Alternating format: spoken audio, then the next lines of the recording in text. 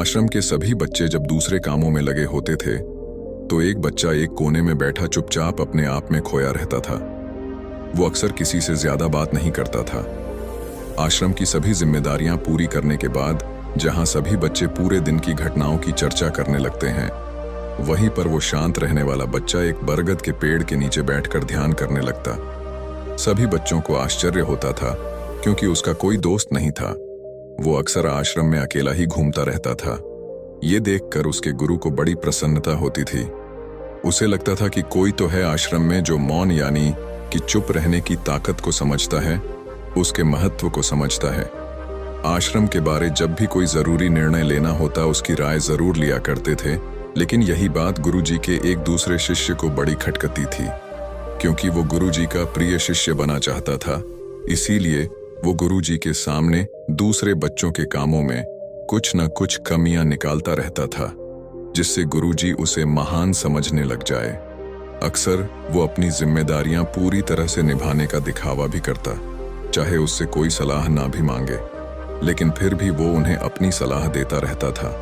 वो बहुत ही बातूनी शिष्य था और आश्रम के दूसरे सभी बच्चों में बहुत प्रसिद्ध भी था, क्योंकि वो सबसे हंसी मजाक करता रहता था, उनसे दिन भर बातें करता रहता था, इसीलिए उसकी सबसे दोस्ती हो गई थी। लेकिन जब आश्रम के गुरु उसकी राय ना लेकर दूसरे बच्चे की राय लेते थे तो ये बात उसे बड़ खटकती थी।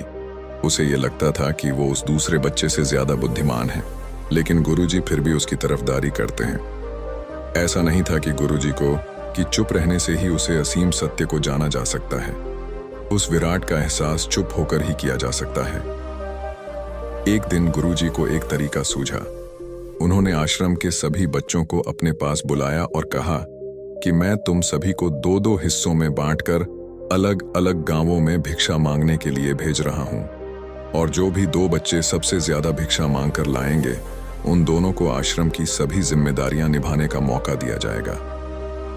अपनी बात जारी रखते हुए गुरुजी ने बताया कि भिक्षा मांगने से हमारा अहंकार खत्म होता है, इसीलिए हर शिष्य पूरे मन से भिक्षा मांगे। कोई भी इस काम को औपचारिकता में न लें, वरना तो वो अपने जीवन का बहुत बड़ा ज्ञान खो देंगे। आश्रम के गुरुजी ने जानबूझकर बातूनी शिष्य और चुप रहने वाले शिष्य की जोड़ी बना दी।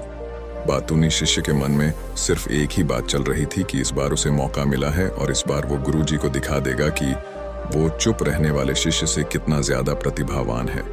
दोनों शिष्यों ने आपस में अपनी सहमति से निर्णय लिया कि दोनों गांव के अलग अलग जगह से भिक्षा मांगना शुरू करेंगे, ताकि भिक्षा मांगने का काम जल्दी खत्म किया जा सके। चुप रहने वाला शिष्य हर द्वार पर जाकर अपने हाथ जोड़कर अपना भिक्षा का पात्र उनके सामने कर देता। उसके चेहरे पर एक सादगी और उसकी आंखों में एक एकांत होता था, जिससे भिक्षा देने वाले उसे भिक्षा देकर अपने आप को अनुग्रहित समझते थे। वहीं पर दूसरा बातूनी शिष्य हर द्वार पर जाकर उनको कुछ ना कुछ ज्ञान देने लगता था, जिससे ज्यादातर लोग उसे बिना भिक्षा दिए ही लौटा देते थे। पूरे गांव में भिक्षा मांगकर जब दोनों गांव के बीच में मिले तो बातूनी शिष्य ने देखा कि चुप रहने वाले शिष्य के पास उससे दोगुनी भिक्षा थी। ये देख, इससे आपसी मतभेद होने का खतरा रहता है, इसीलिए तुम दोनों में से जो ज्यादा भिक्षा लेकर आया है, आश्रम की जिम्मेदारी उसे ही सौंपी जाएगी। जब उन्होंने उनसे पूछा कि तुम में से ज्यादा भिक्षा कौन मांगकर लाया था, तो बातूनी शिष्य ने कहा कि गुरुजी, मैं इससे दुगनी भिक्षा मांगकर लाया था, लेकिन मुझसे गलती हो गई कि मैंने वो दोनों भिक्षा एक ही थैले में डाल ली। मुझे पता था कि आप ऐसा निर्णय लेने वाले हैं, वरना तो मैं अपनी शिक्षा का थैला अलग रखता। इस पर गुरुजी ने चुप रहने वाली शिष्य से पूछा कि क्या तुम इसके बाद से सहमत हो? क्या तुम इससे कम भिक्षा लेकर आए थे? ये सुनकर चुप रहने वाले शिष्य ने कहा कि गुरुजी, मेरे पास ऐसा कोई साधन नहीं है जिससे मैं ये साबित कर पाऊं कि मैं इससे ज्यादा भिक्षा लेकर आया था। असल में ये उल्टा बोल रहा है, दुगनी भिक्षा में लेकर आया था। ये मुझसे आधी भिक्षा लेकर आया था और इसी ने ही मुझसे भिक्षा एक थैले में डालने की बात कही थी। आश्रम से कुछ दूरी पर एक पहाड़ी थी, जिसके पीछे सूरज अभी अभी संध्या के समय ढल रहा था।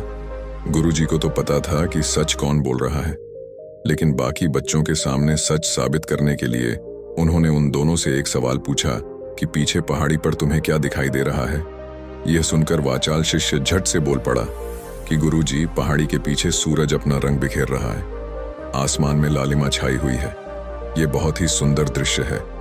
वो तो और भी बहुत कुछ कहना चाहता था, लेकिन गुरुजी ने उसे चुप करते हुए दूसरे शिष्य से जवाब जानने के लिए जब उसकी तरफ देखा तो उसकी आंखों में आंसू भरे हुए थे।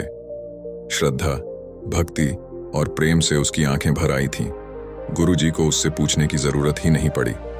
गुरुजी ने सभी बच्चों को संबोधित करते हुए कहा कि मैंने सवाल किया था कि पहाड़ी के पीछे तुम्हें क्या दिखाई दे रहा है। ज्यादातर लोगों को यही दिखाई देगा कि एक बहुत सुंदर दृश्य है, लेकिन मजे की बात यह है कि सुंदरता बोलकर नहीं बताई जा सकती, उसे महसूस किया जा सकता है और सामने वाला उस सुंदरता को आपकी आंखों में देख पाता है। चुप रहने वाले शिष्य की तरफ इशारा करते हुए गुरुजी ने कहा कि असल में सुंदरता इसी बच्चे ने देखी है। दूसरे बच्चे ने सिर्फ सुंदरता की उपव्याख्या की है, लेकिन इसने वास्तविकता में उस सुंदरता को महसूस किया है। अपने आप को ऊंचा दिखाने की सभी कोशिशें नाकाम होती देख वाचाल शिष्य वहीं पर फूट फूट कर रोने लगा। उसको चुप कराते हुए गुरुजी ने कहा कि बेटा, मुझे पहले से पता था कि तुम झूठ बोल रहे हो, लेकिन मैं तुम्हें उस झूठ का एहसास कराना चाहता था। सभी बच्चों को संबोधित करते हुए गुरुजी ने बताया कि शब्द जाल की तरह होते हैं। हमारे ज्यादा बोलने की वजह से बहुत सारी समस्याएं पैदा होती हैं। जब कोई आदमी एक बात को बढ़ा चढ़ाकर बोल देता है तो उसे सिद्ध करने के लिए वो शब्दों के जाल में फंसता चला जाता है और इसी वजह से अंतर्मुखी होने की बजाय वो बहिर्मुखी होता चला जाता है। वहीं पर जिस भी व्यक्ति को अपनी अंतर यात्रा करनी होती है, उसे सबसे पहले चुप रहना सीखना होता है। जरूरत से ज्यादा बोलना या फिर हर वक्त बोलते ही रहना, ये सब हमारी अंतर यात्रा में बाधा बन जाती है। जब आप चुप रहने का अभ्यास करते हैं तो आप अपने साथ वक्त बिताने लगते हैं, जिससे कि आप अपने एकांत को जान पाते हैं।